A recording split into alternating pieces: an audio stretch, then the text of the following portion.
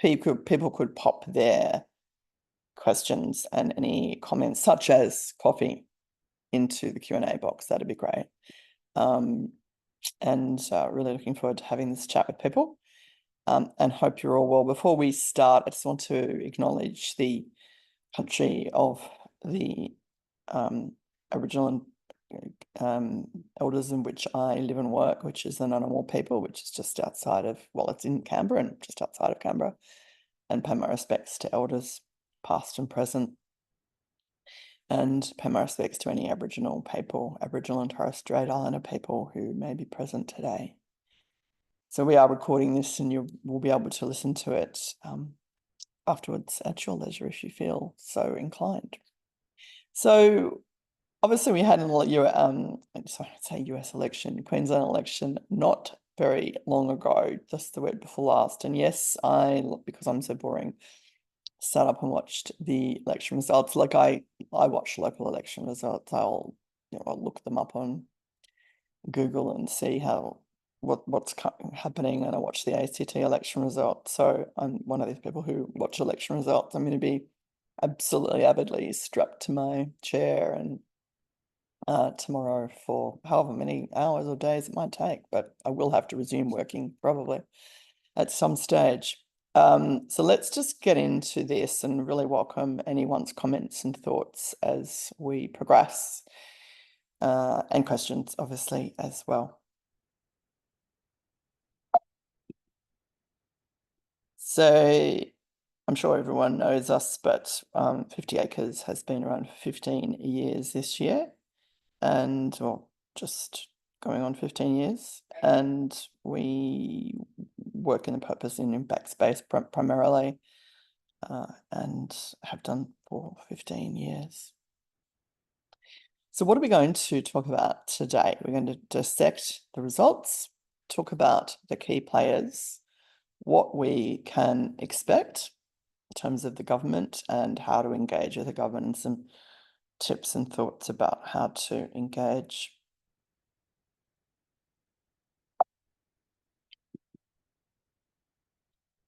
So, I'm sure people have got across to some extent what's going on after the Queensland election, but let me just give you my insights. The key players, obviously, are, as we know, the Premier's announced his new cabinet. These are the sort of key players in terms of the social sector. He did interestingly say that he was not going to have a reshuffle, but then he did. It's always the way, is it not? And for some of you who may have been watching the ABC's coverage, you may have seen an interview with Laura Gerber, who's the Youth Justice Minister. She's also got some other ministries. A number of these ministers have other ministries. Have a look on the Queensland Parliamentary website for a list of all of their portfolios. They've got more than one, often at a state government level. But these are the sort of key ones that are happening at the Queensland level. The Youth Justice Minister is certainly a zealot when it comes to youth justice, which is an interesting issue, and one that will need to be navigated fairly carefully if that's a space that you're in. So let's have a think about what happened in terms of the results for anyone who was watching the results, and perhaps looking at it in the days before the election. There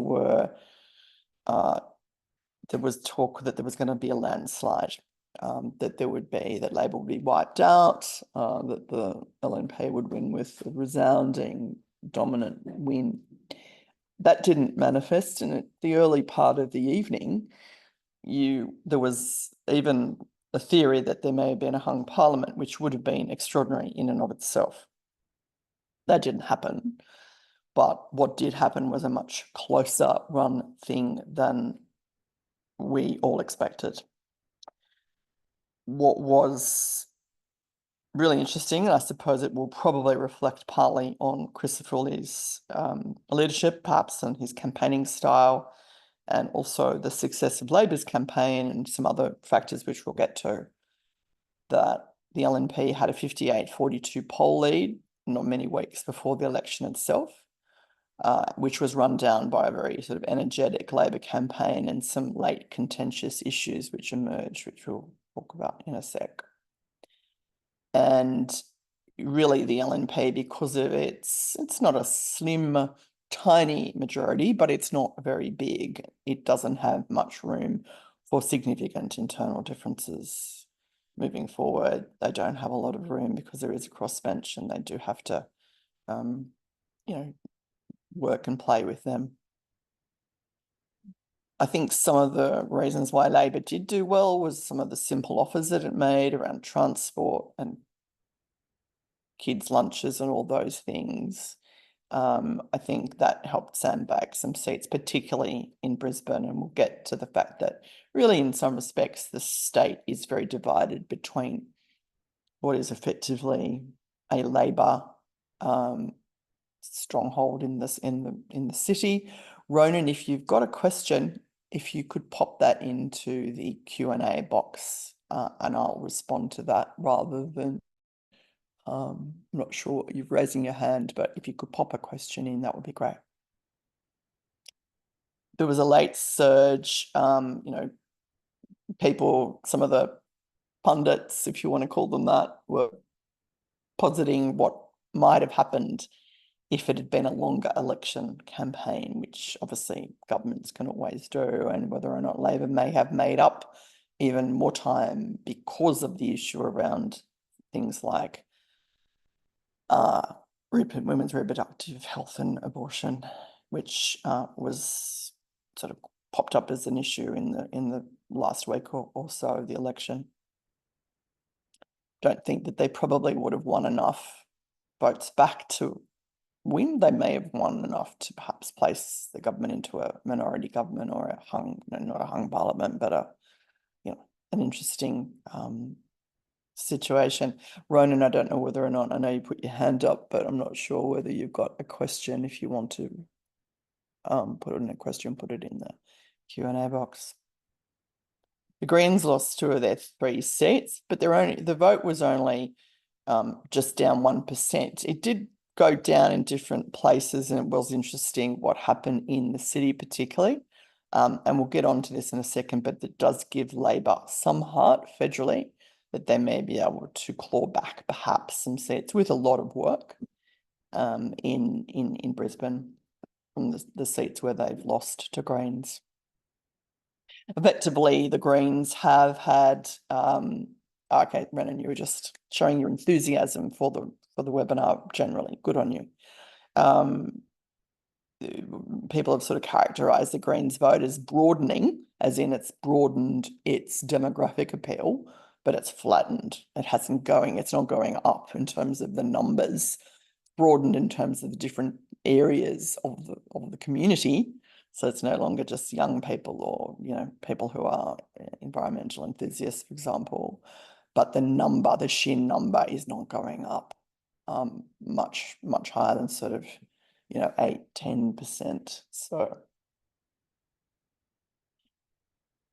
that's interesting and poses a dilemma for the Greens. They have said for a long time that they want to be in government, that they want to run a government, either federally or at a state level, and that will be difficult if they can't increase their vote from that sort of independent minority crossbench sort of space. So it's interesting.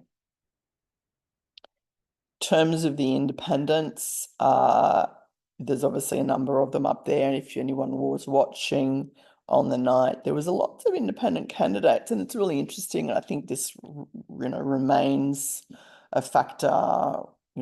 We've seen this in the ACT election, we've seen it in the federal election, we're going to see it again in the federal election, and the fact that there are independent candidates all over the place, not just from the parties we've seen before. So there was One Nation Party, and there was the Bob Katter contingent, but there were also some other independents who were sort of running for the for the first time.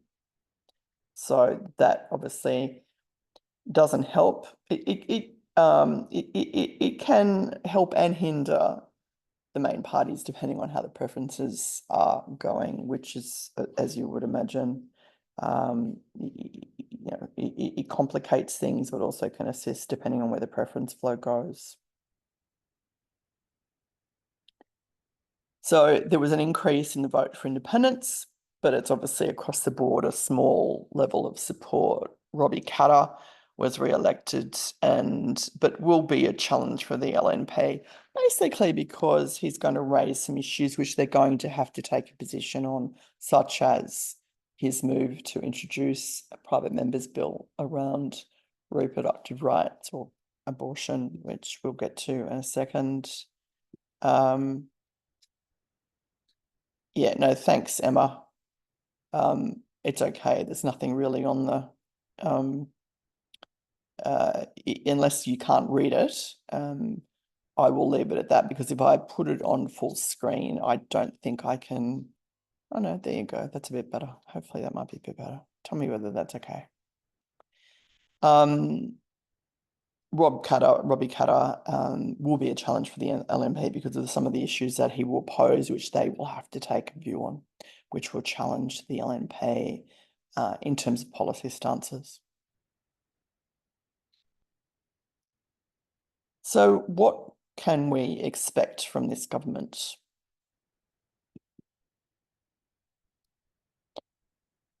These issues are some of the issues that they've flagged during the election and in the last few years. This is not really new. There's some other issues that have, I think, cropped up in the election itself, which is problematic for the government, but getting tough on crime. In some respects, it really was the main issue that they campaigned on. You know, adult time for adult crime was the catch line that Laura Gerber and others were using. Cost of living, you know, it will be interesting. They did talk about tax cuts. It'll be interesting to see whether they can deliver on that and what impact that might have on the budget. So I think watch this space in terms of how they may or may not be able to manage that. I think that's problematic, probably for, actually, I am going to have to, sorry, I'm going to have to go back to the other view because I can't see the Q&A box. It's the nature of my small Apple Mac that I've got. Chris Sargent says, ask me how impactful do I think Katter's comments are. Yeah, I'll get onto that in just 1 second. And Yasmin's got a question as well. I'll come back to both of those questions in just 1 second. I'll just finish this slide. Which goes to Chris's questions. We've already been approached by a group of an alliance of people in Queensland who are interested in thinking about how they can campaign on this issue. I think it is problematic. I think it'll become more problematic depending on the results of the US election in the next few days. It almost gives, in some respects, you know, if Trump is re-elected, it gives permission to and legitimacy to the right. Good question, Roger. Why is chat disabled? For some reason, it's not working on my view at the moment. So pop questions in the Q&A box. Apologies for that. The fact that if there is a Trump election, it gives permission for those who are have support for reining in abortion rights or abolish them completely to do that. And there's already been some issues raised in South Australia and at a federal level. So I think that is problematic and raises a challenge for, I suppose,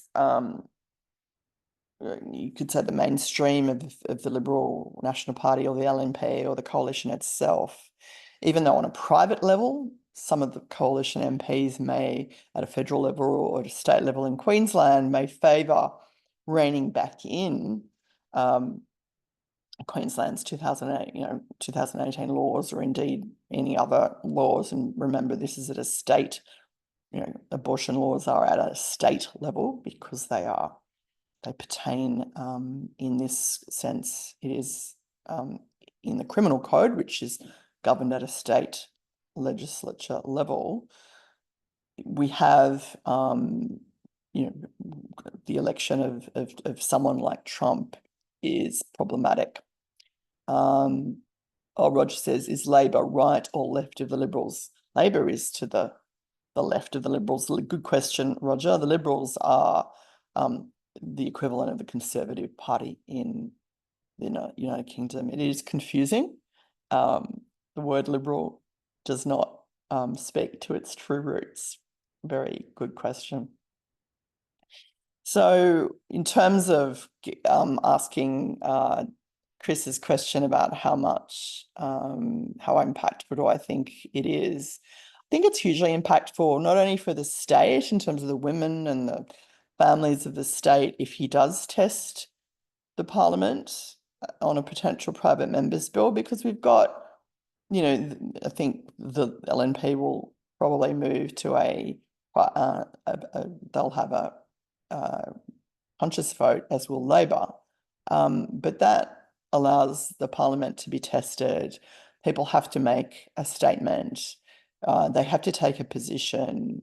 It's a divisive conversation to have on a lot of levels. So, it becomes a divisive thing for the community generally. It's of concern to women who've had these laws in place since 2018, and then makes women all over the country concerned about what may or may not happen there. I mean, I don't think there'll be any move to do that in other states, although in New South Wales, it's a minority government. In Victoria, the government's been in power a long time. Who knows what's going to happen at the next election? Politics is elusive. It's shimmer. It's a shimmerer is politics. It doesn't stay the same. So it's always of concern.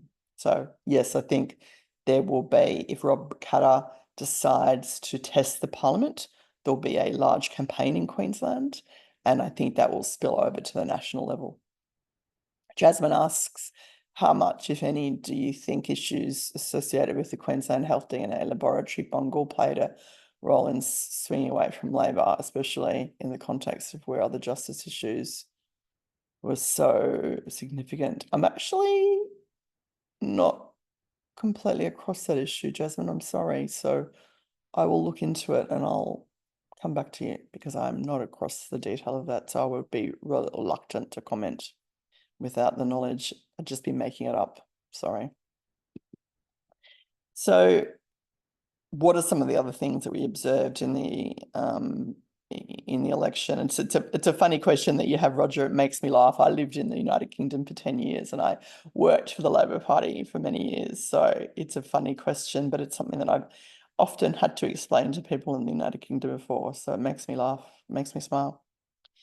One of the things that the government or the new government did take the approach of that small target campaign, which is not being very public on, or very strong on very many issues. That's going to be problematic for them going forward. They're now going to have to take a position. Chris Fully was, sort of said to be evasive, a bit dodgy, a bit, not clear, and that's possibly not a great thing. He's sort of fallen into government without doing much, and when that happens, often that stuff undoes you, because when you then start to take a position on issues, that becomes problematic in and of itself, because you are taking an issue, therefore you alienate someone by taking a view on an issue.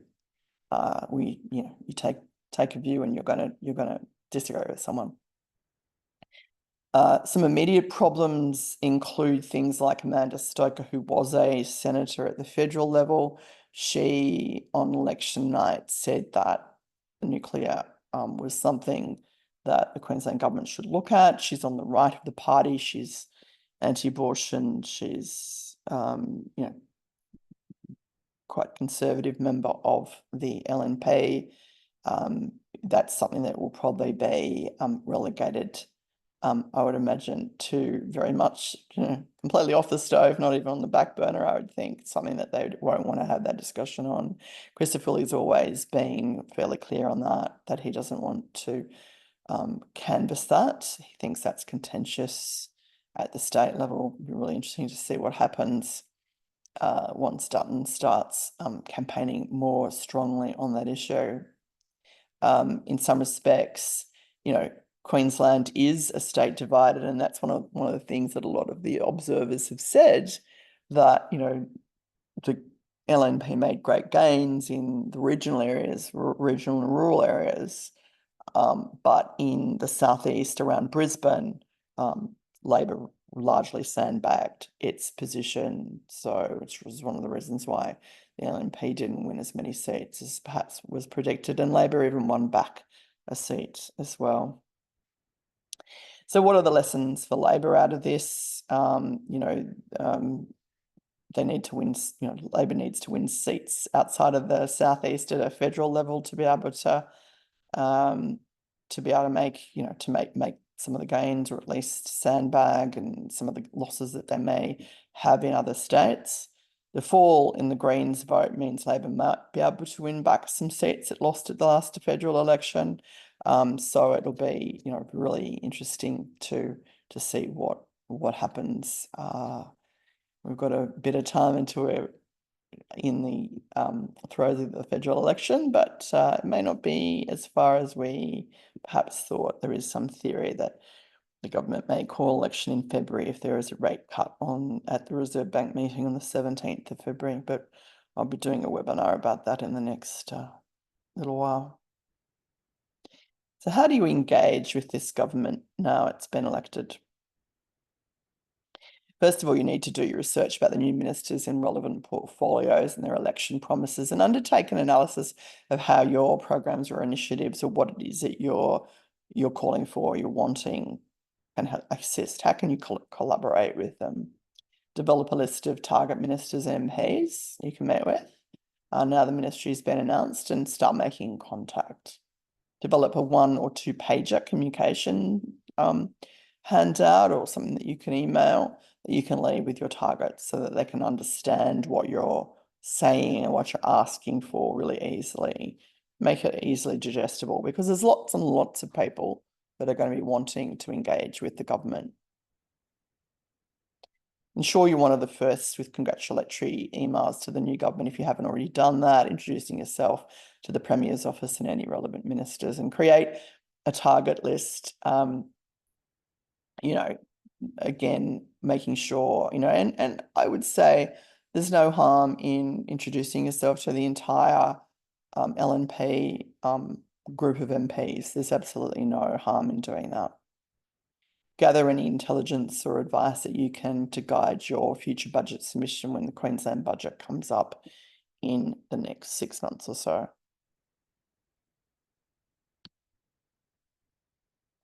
So what are some of the key takeaways, mindful that we're only just a few minutes out? If anyone's got any other questions or observations, please drop them in the Q&A box. But, you know, there's lots of opportunities for you to engage now. People are going to be, yes, they've won, but they're going to want to, you know, be in front of people, be present, recognize communities, re-engage with communities. If they're being sensible, they'll want to do that. Giving people opportunities to do that, I think is really useful. Ensure you've approached the relevant minister and meet with their advisors. You may not necessarily get a meeting with the minister or the MP, so meet with their staff. That's always a good first step. And look for opportunities to collaborate.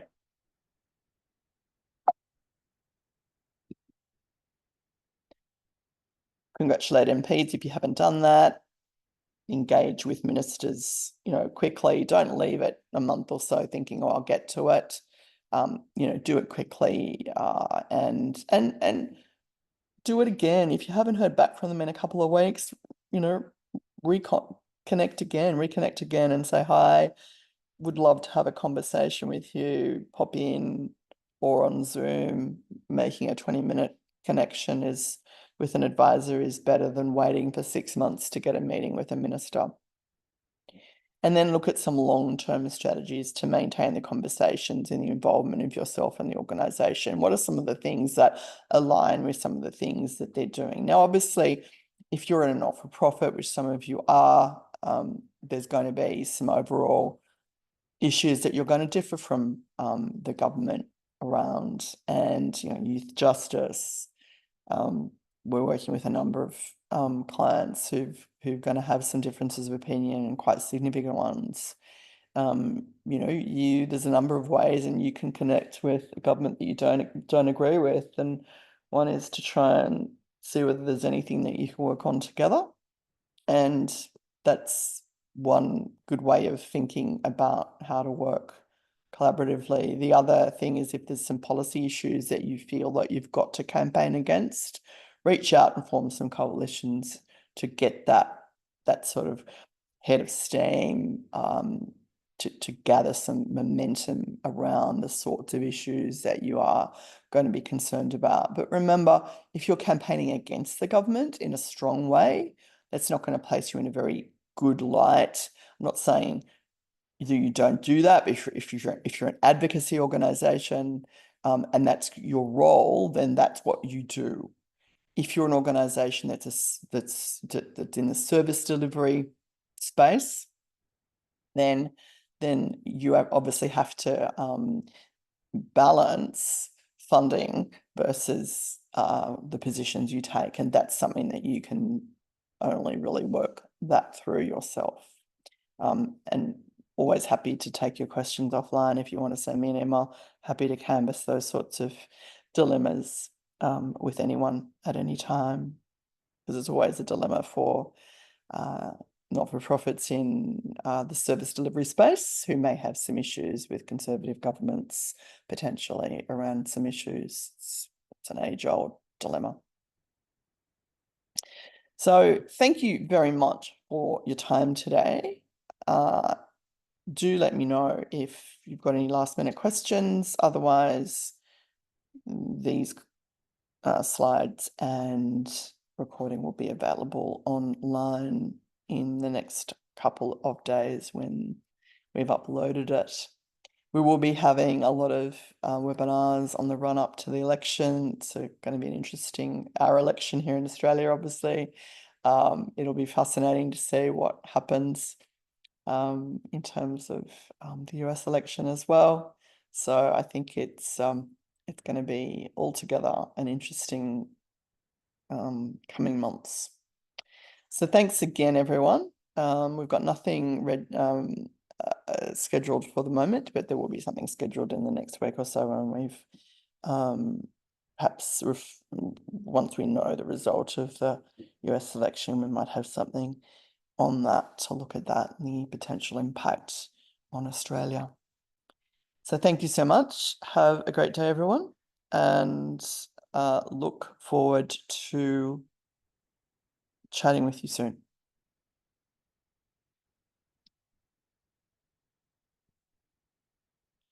Someone's asking me when a budget submission is usually due for Queensland government. Well, the last Queensland budget was about 3 months before the election in the middle of the year. So I would imagine probably early next year. They may have opened, they may not have. I'll try and find that out before I send the emails out for these slides.